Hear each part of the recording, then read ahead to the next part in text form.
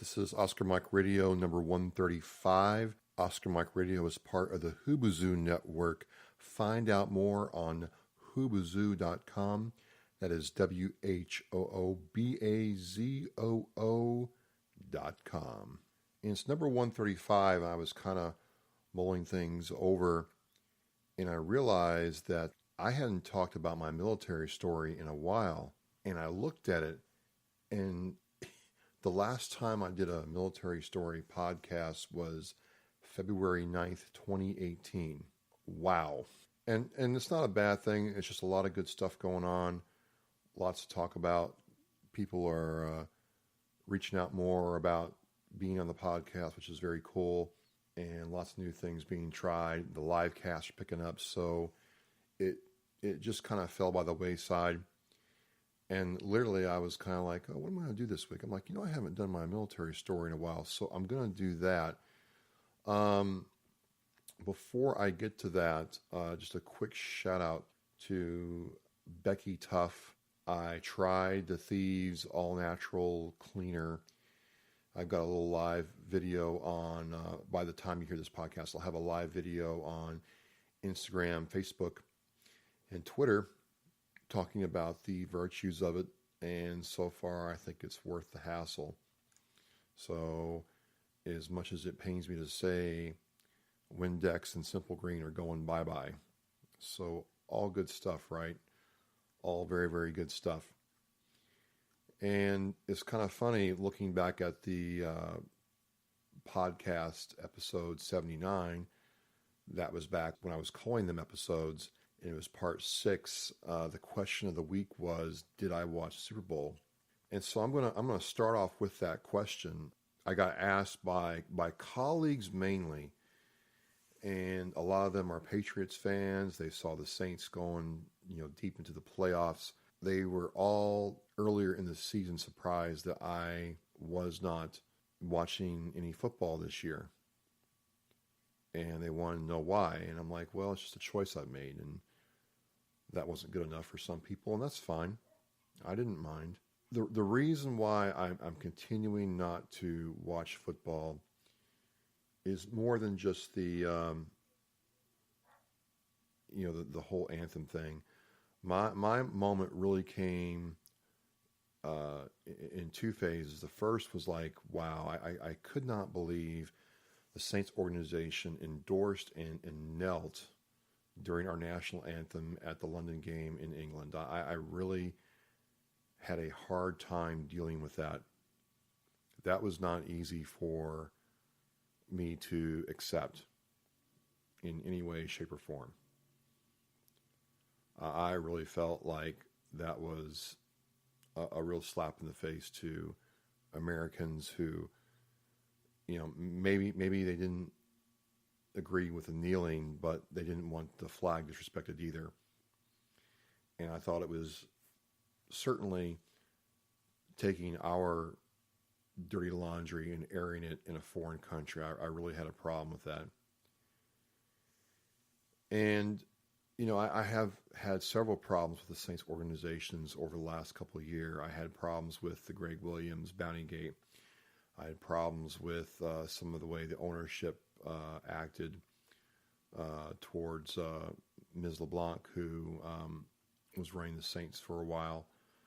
I had problems with the nasty divorce with the Benson family. I had a lot of problems. I had a huge problem with the way they treated John Wells, naval officer who was supposed to be honored and got called out on Twitter. And I'll have links to all these in the blog post. I will. But I had several problems with the Saints organization to the point where I'm like, I just can't get behind this anymore. Especially watching the NFL as a whole, where you tune up your wife or girlfriend. It's not a big deal because you caught 8 passes for 110 yards. And I just have a problem with that. And one of the things that happened this year, because I wasn't watching football so much, is I had time to do other things. I had time to spend time with my kids, spend time with friends of mine who necessarily didn't, follow football. And I did this weird thing during the fall where if I was tired, I took a nap. Yeah, there's these things called naps. And what you do is in the afternoon, say around, 1, 2 o'clock in the afternoon, if you're just tired from working all week and you're just worn out, you can like get in my case, I got my poncho liner out. Got my poncho liner out, got a pillow out, laid on the couch and closed my eyes for like 45 minutes.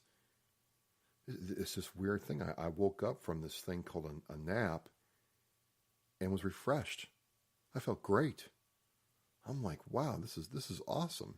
So the point is, I had time to do other things when I wasn't watching football. Work on the podcast, talk to people, go for a walk, go for a hike, any number of things. I had time to do that, and I don't miss it anymore. And as far as being a Saints fan, and trust me, I bled the black and gold for years, a big part of my life. It would take something really substantial to make me change my mind about that organization, especially in light of the Alliance Football League and the XFL coming out. And, I might get attracted to one of those. Right now, I still like LSU, and I like the Argonauts for Canadian football. That's an exciting game to watch with none of the molasses pace that the NFL has. It's fast, it's fun, and exciting. So, yeah, the same question of the week that happened a year ago was asked again, and the answer is no, I didn't watch Super Bowl. No, I don't watch football anymore, and no, I don't really miss it. And while the numbers certainly showed that the NFL had a slight drop in the Super Bowl, overall they had a good year. And the brutal truth is, the Saints organization didn't miss my fandom. They didn't care that I didn't buy any Saints swag this year. They didn't care. It's just the brutal truth. And why would they? So it's not a soapbox I'm trying to get on. It's not saying that I'm better than anybody else. It's just, the facts. And the facts are that to a large part, I'm just not into football. I'm waiting for baseball season to start, and hopefully the Royals get out of the gutter. And, my Blackhawks, it's been a brutal year. So in a roundabout, long-winded way, that's the question of the week and my answer to it, and I hope that makes sense. So getting back to my military story, this would be part 7. Part 6, which I'll have in the blog post, talks about my first phase in Marine Corps boot camp in MCRD San Diego. Yes. And I'm going to talk about second phase. I had the pleasure of spending my birthday in boot camp. I went to sleep.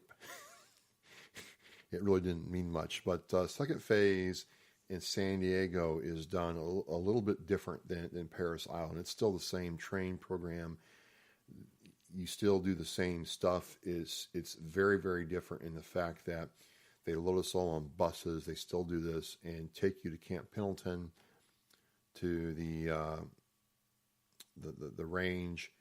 You get off, you get your temporary squad bay, and the first thing they make you do is, field day, the absolute mess out of it, get it squared away, and then the games will commence. And people ask me all the time, what's the most stressful part of boot camp? I bet the DIs yelling at you was stressful. I said, no, the most critical, most important part of boot camp is not. It is, but it's not. It's not passing the PFT. It's not passing drill. It's not passing uniform inspection. It's not remembering your general orders. It's not any of that. The most important part of Marine Corps boot camp, in my view, it's my opinion, is passing range, preferably with a sharpshooter and above. Best thing is to be an expert qualifier. Best thing above that is to be the high scorer in the entire battalion. Your DEIs will love you if you do that. Sharpshooter, you might get some grief. I got a little bit of grief for not doing expert. Marksman or shooting the pizza box will get you some dirty, nasty looks, maybe some push-ups. But the one thing you absolutely do not want to do is go unk. And in my platoon, I was in golf company in boot camp, and My platoon, there was a guy who went UNC. And UNC means you did not shoot a score high enough to qualify in the Marine Corps. And he had to requalify. Well, you have to understand, I'm talking about range more than anything else, is that whole range time where they get you used to snapping in with the rifle basics, how your sighting works, sight picture, sight alignment, your DOPE, which is DOPE stands for data on personal equipment. It's not a drug you take, although the instructors got some kind of weird high when they started talking about lands and so on and so forth, and rifling in the barrel, all that stuff. You go through all that. You clean the mess out of your rifle. You clean it some more. You snap in. Everything is geared to getting you to the range, getting you, practice. You practice for a full, a week and a half, and then you have qual day. The games are still there, but the games are toned down. Everything's set to get you to pass range. So when you don't pass range, it is bad. Very, very, very bad in a way I cannot describe. They got the range scores back from the range NCOs, because the cool thing was, in range, you go there and you get turned over to these corporals and sergeants who show you the ropes. It was like 6 of us per NCO.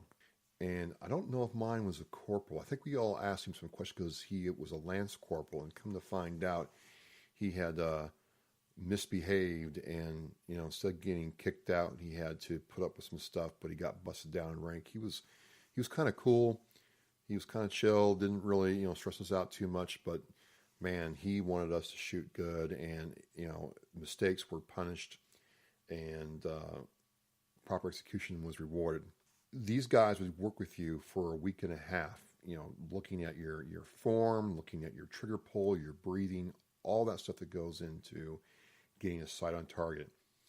And in the Marine Corps, you shoot at the 200-yard line, the 300-yard line, and the 500-yard line. And you learn that at the 200-yard line, it's easy money.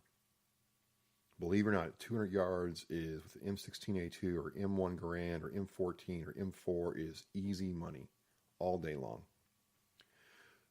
I had no problem doing that, whether it was standing, offhand, sitting, which is kind of not sitting, kind of like kneel on your rear, your offhand leg, and then you go prone, which is the most stable shooting position that you can have.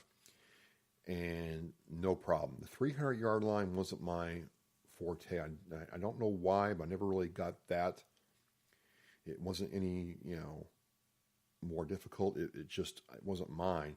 The 500-yard line wasn't bad. I really didn't have a whole lot of problems with that. But the 300-yard line killed me every time. And in fact, it was my kryptonite throughout the entire time I was in the Marine Corps and went to qualify in the range. So these guys are working with you. They're correcting you. They're, making sure you're paying attention. You'd see guys doing some rifle PT if they weren't practicing good muzzle awareness, which when you understand you have, a couple hundred individuals who are, in the kind of mental state they're in, you want to enforce these kinds of things so we don't have accidents. So I wasn't against that. And trust me, if your kid is going to boot camp, you don't want any kind of lax discipline either. They expect you to perform at a certain level. That's it. And this guy did not. When we got all the tallies back from the range, they lined us up and you got your official numbers. I got sharpshooter, okay. And they did this where they got this guy last. He was the last one called out. And they asked him, well, what do you think you got on the range? And he kind of knew that he had not done well. He kind of knew that, right? And once he once that went down, it was a bad scene. They call it the quarterdeck for a reason. It's the place of learning. They do all kinds of crazy, messed up things there, but I think we got back from range after noon chow around, I never have a watch on, so I don't know. So it's after noon chow. And they literally, from about, let's just say 2 o'clock to about 4 o'clock, smoked this guy. And every drill instructor, I had four of them, the senior and the three juniors. And each one of the juniors took a turn working this guy over. And the next morning, the senior came on deck and he worked him over. And for the remainder of second phase, this guy got absolutely hammered every day. Now, he qualified on the second time. If you don't qualify on the second time, you get dropped, which sucks. But the fact that he didn't do it the first time, and all of us did, and there was like, I don't know, 50 of us at the time when we got to second phase, just absolutely made these guys see red. The drill instructors were not happy. I mean, they were not happy. So like I said, look, of all the things you can do, of all the mistakes you can make in boot camp, of all the stupid stuff you can do, and the times where you're just not on it, I would say unking on the range and falling asleep on your post are the two worst things, with range being the most heinous crime you can commit. So that was range. Second phase is also where a lot of us, I was diet private. I went into boot camp weighing about 209 pounds. I weighted that from weightlifting and all that stuff, and was trying to get down to about 190. And second phase, that 4.5 weeks is where I lost any extra weight I had was taken off. And it's very simple. They simply give you fewer calories than you expend. So it's estimated that the average, recruit in Marine Corps boot camp is expending between 10,000 and 15,000 calories of energy a day, and they're giving you about maybe 6,000 to 7,000, maybe, probably a lot less. And I say 6,000 to 7,000. You might be wondering why that is. It's because they give you some MREs. You're eating, an MRE every other day to kind of get used to MREs plus your chow. So MREs alone have about 3,000 calories in them. They're designed to be eaten once a day and give you enough energy to go through the day. So if you have one of those, in addition to your normal chow, you're consuming, a good 4,000 to 6,000 calories a day. But still, if you're from 0.5 to 2,200 expending energy, you're still operating at a deficit, and it sucked. It absolutely sucked the entire time. But I think I weighed like 199 when I got to second phase, and left second phase weighing 180. That was in 4 weeks. Not what I'd recommend for everybody, but that's just the way it was. So, second phase again was a lot of, humping, force marches, more humping, night maneuvers.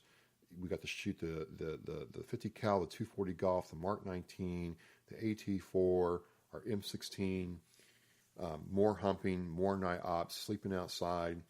And like I mentioned earlier, what happened to me was I turned, got my birthday in boot camp, and there was no special anything for you. It's just like, okay, Parrington, you're a year older. How do you feel? Well, I feel great, sir. Yeah, right. Push. I had to do push-ups to equal my age. That was great. Lots of good fun. And then I collapsed in my rack. And went to sleep. For the 4th of July, that was like a week before my birthday. No, like 2 weeks before my birthday or something like that. I don't know. They were having fireworks at the base, and we could stay up and watch them, or we could go to sleep. A lot of us chose sleep. I still feel that was the best choice, because they started lighting the fireworks off at 7:30 at night. I was already asleep. I didn't even hear them go off. That's how tired I was. So, all that being said, gas chamber. Second phase had the gas chamber in it, which also sucked. I didn't like that. Second phase was the most fun I had in boot camp. When I say the most fun, they had us do crazy things like run down to the Pacific Ocean and run in it and run back, which is a good 5-mile run. But, that water's cold, man. You think of the Pacific Ocean being warm and, sunny skies and California beaches. The water was freaking cold. That sucked.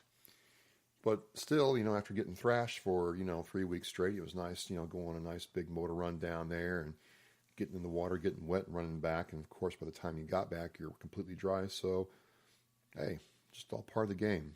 I felt a real sense of accomplishment when I did qualify on range. 500 yards, if you imagine 5 football fields stacked one right after the other, that's a long distance. So it's about a quarter of a mile. Not a quarter mile, a mile is 1,760 yards, and 500 yards is, a third, give or take a couple yards. It's a long way. When you're sitting there 500 yards away and looking at a target the size of a basketball, that's a long way to make a bullet go from point A to point B. But I felt a real sense of accomplishment doing it. And there were some really good times doing it, and it was hard, but it wasn't that bad. I certainly enjoyed second phase more than I did first phase, and I'll talk about third phase in the next story. I'll try to do these more often. So that's kind of me digging back into the old hard drive to figure out, what people may be interested in for my military story. I didn't have one of those Chesty Pullard type careers, but I did serve, and this is how it all got started. Going to end with a track from Mugzy Brady in Australia. Love his stuff, even though I'm not a rap fan. I do like his message of positivity and empowerment and just being true to yourself. So enjoy that track. Valentine's Day is coming up next week, so you know what that means. I'll be doing the Jody series again. Oh, yeah. So I'm Travis. This is Oscar Mike Radio. It's a pleasure to be out there. It's a pleasure to have you all on. Appreciate everybody who listens and supports me. Hit that like button, subscribe. I'm everywhere. And most importantly of all, I'm on the move.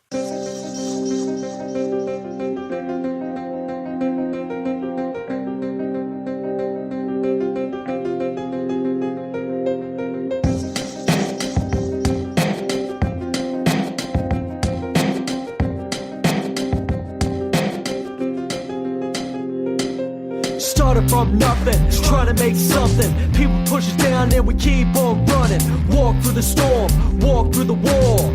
Bust through, say we're taking it all. We're going for our dream, can't stop this team.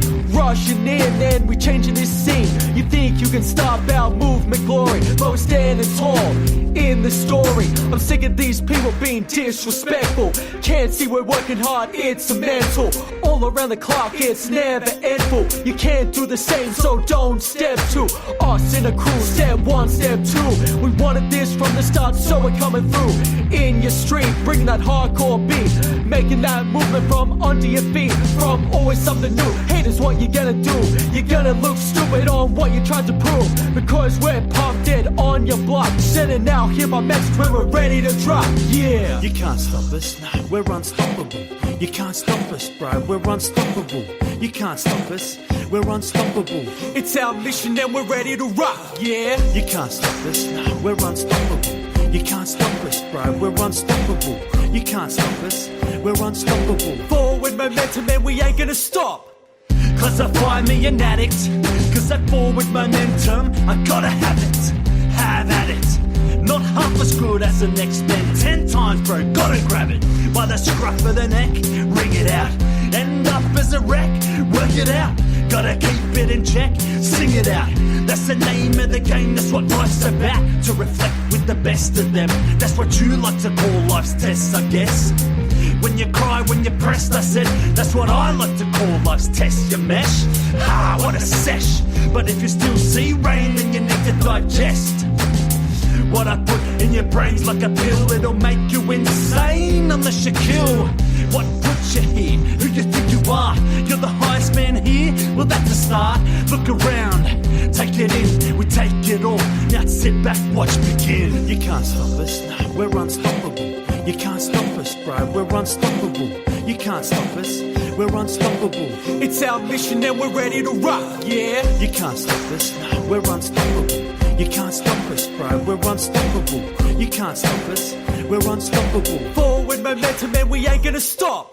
Run this town like Jay-Z and Kanye, me and Pablo, doing it the Elsie way. The temptation with fire in our eyes, getting closer to that one true prize. From the honesty of a hip-hop prodigy, I keep telling myself, nothing's gonna stop me for that dream to make it come true. That's why we speak the truth in the booth. Yeah, we spit truth, call us the criers. We sing loudly, so call us the choir. Me and Mugzy, born in the fire. No pad and pen, yeah, that's all we require. In the booth, to spit truth. And the crowd to rock, raise your hands to the roof. You can't stop us now, so turn up the track, let's hear it loud. Yeah, you can't stop us, no, we're unstoppable. You can't stop us, bro, we're unstoppable. You can't stop us, we're unstoppable. It's our mission and we're ready to rock, yeah. You can't stop us, no, we're unstoppable. You can't stop us, bro, we're unstoppable. You can't stop us, we're unstoppable. Forward momentum and we ain't gonna stop.